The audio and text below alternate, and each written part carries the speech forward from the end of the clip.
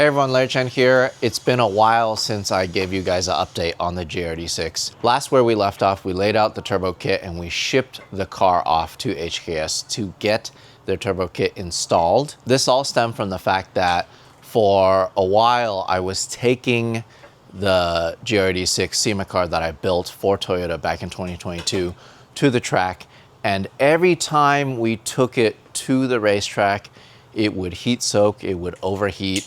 And part of it is because I think the supercharger system, while it made a lot of power and it was really good for the street, it just wasn't really designed for track usage. I'll just give you guys a little bit of an overall shop update. So we are changing the brake pads right now. Dan just got the original brake pads that we got with the Stop Tech calipers off. Man, these things cooked. Yeah, there's not much left on these. I mean, they did their job for a while, but we just got a set of pads from CSG, so let's go ahead and compare right now. These are the original brake pads that we got from Stop Tech, and now these are the CSG pads. Oh wow, look at the difference. This is a lot of track days, and while I would love to run Stop Tech pads, they pretty much, I think, disappeared off the face of the earth when they got bought out by another company. So in order for us to source pads, we had to reach out to our friends from CSG, which is great because I run CSG pads on my Toyota Supra camera car, and that thing stops like nothing else. It's absolutely incredible how well they stop. So I'm really looking forward to running these pads on this brake setup. We dropped it off at HKS and tell that it's making so much more power. It's a lot more usable power. This also honestly sounds 10 times better.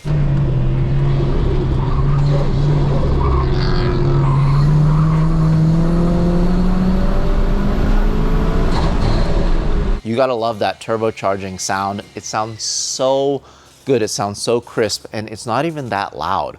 The thing is, I have the MagnaFlow set up on here. It keeps it really quiet from the outside, but inside you hear all the turbo noises. This still has a catalytic converter from HKS. This being a kit that is legal in Japan, and I think it's legal in most states. Not really sure if it's legal in California. We don't use this as a street car. This is only a race car. In fact, it doesn't have a license plate or tags or anything. It's not registered. We just trailer it to the track and back. I wish we could use this as a street car, but maybe that's another kind of build that's not as crazy as this. With the 4-point roll cage and also the halo seat, all of that is kind of difficult to use on the street. So you guys are probably wondering how much power did it actually make versus stock and also versus the supercharger setup. The supercharger setup made 271 horsepower to the wheels. That's at Willow Springs, 2,500 feet on a dyno pack.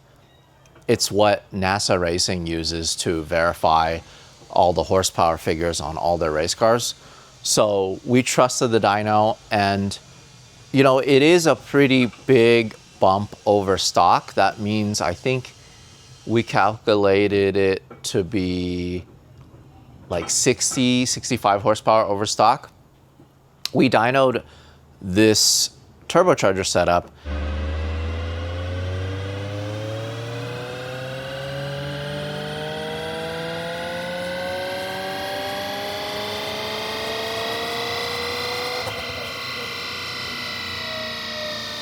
It made 334.9 wheel horsepower and 292 foot-pounds torque. And our estimate is that it makes about 380 to 385 crank horsepower, which honestly kind of puts it up to stock GR Supra, like the A90 variant sort of power, which is honestly pretty crazy. And that's why this feels so much faster. Since I got the car back from HKS, I did have a chance to drive it at Buttonwillow as well as Laguna Seca. My Buttonwillow time, I was stuck at 1:57, and that was with the supercharger setup. Unfortunately, the last time I was at Buttonwillow, I had a pretty bad off-track incident, which destroyed the driver's side door. I just went into turn one way too hot and I overcorrected. I hit the only corner worker station that was placed on the outside of the track, which was just such a bummer. I did take the car to LTMW and they fixed it to good as new. Now the entire side of the car, super clean. They repainted a lot of it. They fixed the quarter panel damage that I had. The only existing damage now to this car is this. I lost this plastic piece.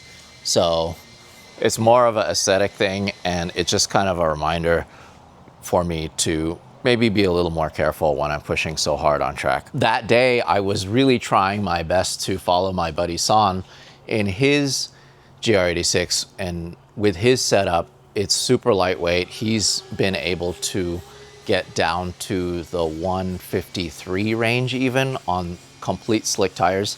I did not run slicks at that track event. I was running these AO52s on 18-inch wheels. It's a 265 setup squared.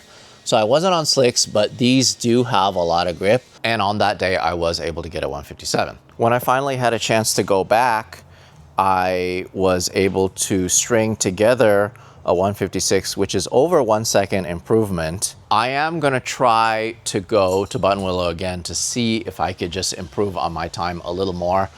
It really is like a driver's block sort of thing. I've never been such a strong qualifier or a time attack driver. I feel a lot more comfortable doing actual wheel-to-wheel racing. It's something that I just have to learn. I have to just get a lot more seat time to go faster in this car. What I was really stoked on was being able to drive this on Laguna Seca with the turbocharged setup.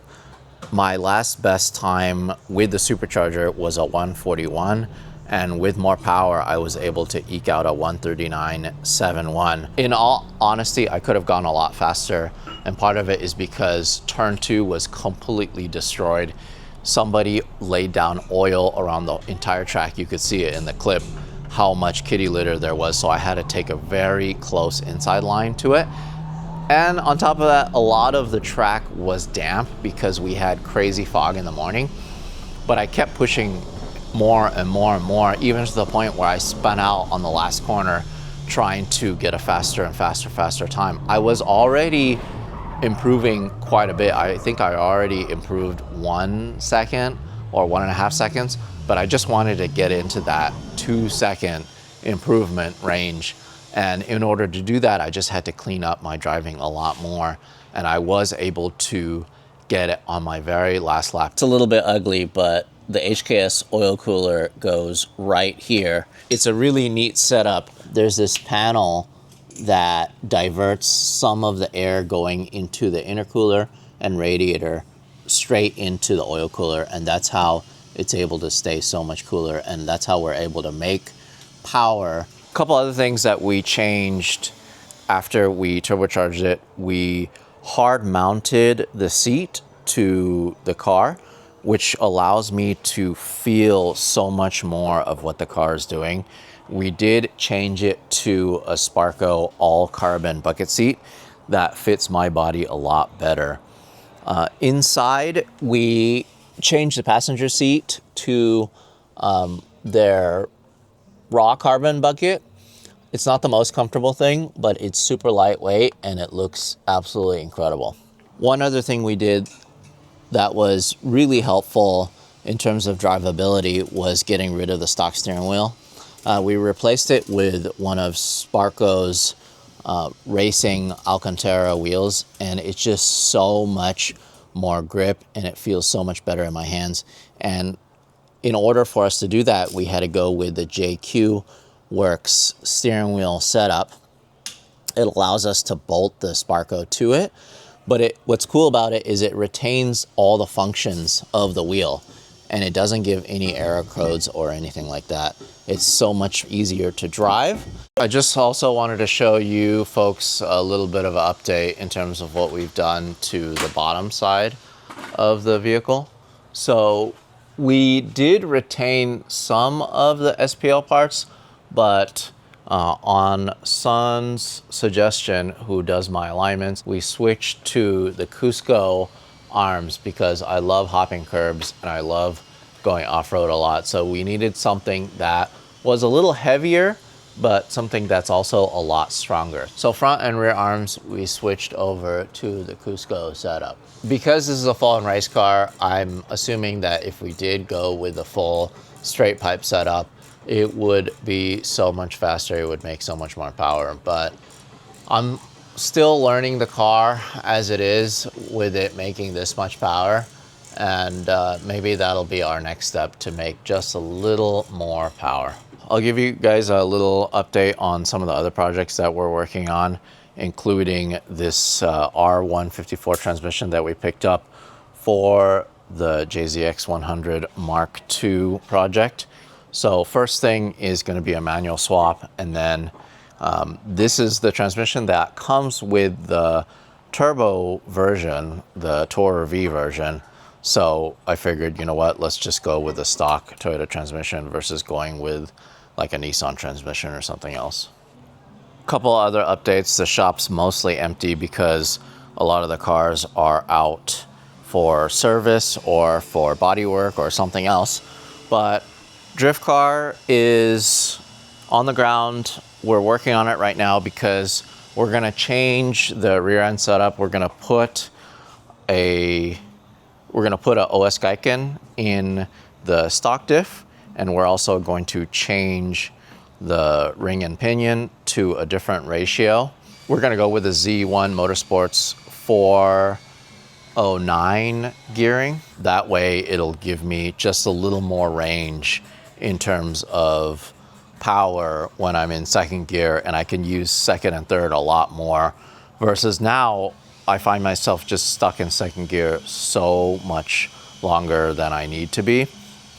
And then the jump up to third is just crazy. To keep the momentum, I just want to have a strong second and then like a usable third. From what a lot of the pros have told me, they say that it unlocking and locking helps so much with being able to just huck it into and modulate a corner versus it being solid and locked all the time. So we'll see how it works. I'm still learning how to drift. So also what's next on the 350Z is a full GK Tech rear end setup, the knuckle, everything. We already have a GK Tech front end setup, which is so nice, so easy to drive. This thing drifts itself. I absolutely love driving this thing. In order for us just to get a little better contact patch and a little better wear on our tire, we're gonna go with a full GK Tech rear suspension setup. Couple other things going on. We're working on the Supra right now. We just put on brand new brake rotors from FCP Euro and also CSG race pads.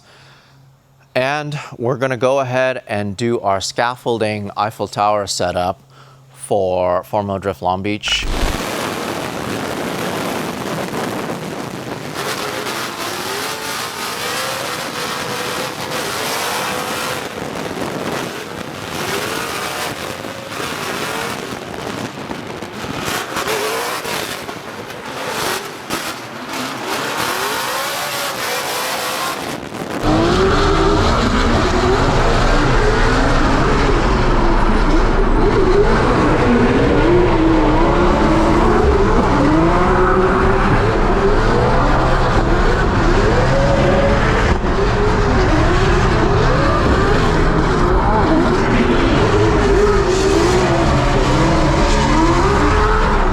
I've done chasing at Long Beach for 2 years already, and I figured, you know what, for the third year, we'll just do a different angle. A couple other things going on, R32. There's a couple things that I'd love to do. We're still figuring out the wideband setup for it, and we're gonna go ahead and update the Haltech ECU on it, so that way we can get the most power out of the HKS twin turbos. At our shop right now is a Z1 Motorsport 600R. It's sitting here because we are taking care of it while it's on the West Coast. We're taking it to journalists that want to review it. So hopefully you guys will see a lot more content coming out of YouTube with this car. This thing is absolutely a monster. It makes 600 horsepower, and you feel every bit of that, especially it being a rear-wheel drive, turbo, manual sports car that's come out in 2024. It's kind of insane. Last is our Mark II JZX100 Project. Izzy is just doing the headlights right now because they're pretty fogged up. But we just put the wheels on it. These are so hot boy. These work wheels. I've never had such hot boy wheels. Workmeister S1s. I think it looks so incredible, but we are gonna update it with some nice brakes to fill out the wheel well. We're gonna go with APG Racing brakes. They make so many nice custom brakes, and I just wanted something that really stood out on this setup because we're gonna go manual, we're gonna go turbo, and it's just gonna be like a light duty drift ride along and street car setup. It's gonna be a lot of fun, especially with improved braking, improved suspension. I'm gonna have KW build a custom set of coilovers for this thing. It's just gonna look so good, and it's gonna be just a great runner. Couple other things that we're working on right now. The Spec E30 is at LTMW. It's getting body work done right now because we are gonna wrap it. We're gonna put a livery on it. So it's going to be under the knife for a couple weeks. We won't be racing it for a while anyways, so this is the perfect time for us to fix all the Bondo and damage and bodywork on that vehicle. My 240Z is still up at Z Car Garage. It's getting its engine bay restored. There's a lot of knickknacks that Rob from Z Car Garage is tackling on that car just to make it a better runner, better driver, more reliable. The engine bay has been something that's been bothering me for a while since we did do a full outside restoration with a paint. It looked great, but as soon as you pop the engine, it was just so ugly. So glad that Rob is taking care of that for us. My 996 Turbo is at Art to Shine Studios in Southern California. It's getting PPF done, and it's also getting paint correction and ceramic coat. It just came out from Joey Seeley's shop, Emotion Engineering. I just did a GT2 front end on it, and it looks so good. I can't wait to show you guys how it came out. I posted a little preview on Instagram just with my cell phone. I didn't do a full shoot, but it was just like a tease because as soon as I had a chance to see it for the first time, my buddy Ryan took it back to Art to Shine. They're the folks that did the PPF on my R34, and that came out so perfect, so I cannot wait to see how the 996 turns out. Also, just wanted to give you a lemon update. Larry's Lemon is not in Europe anymore. It's in the US. It's actually at Enthusiast Auto Group, EAG, in Cincinnati, Ohio, and they're starting to dig into it and they're starting to take it apart. So I'm gonna try my best to document the entire build process. They wanna restore it back to a 100-point restoration, which honestly is gonna really surprise me. The R34 is parked in my garage. I'm working on it right now and just getting accustomed to driving it in LA. I finally got it insured through Hagerty, and I'm able to drive around with confidence. I'm still very careful, very scared that somebody's gonna hit me or something's gonna fly out and hit the car. But I can't think about that. I just have to enjoy the car and drive it and use it for what it's meant to be used for, which is a cruiser.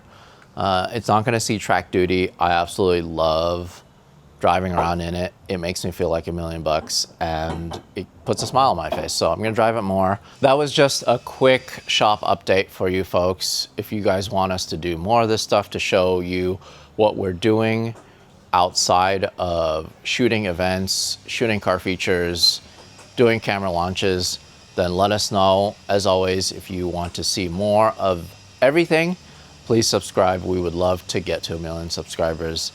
See you guys in the next video.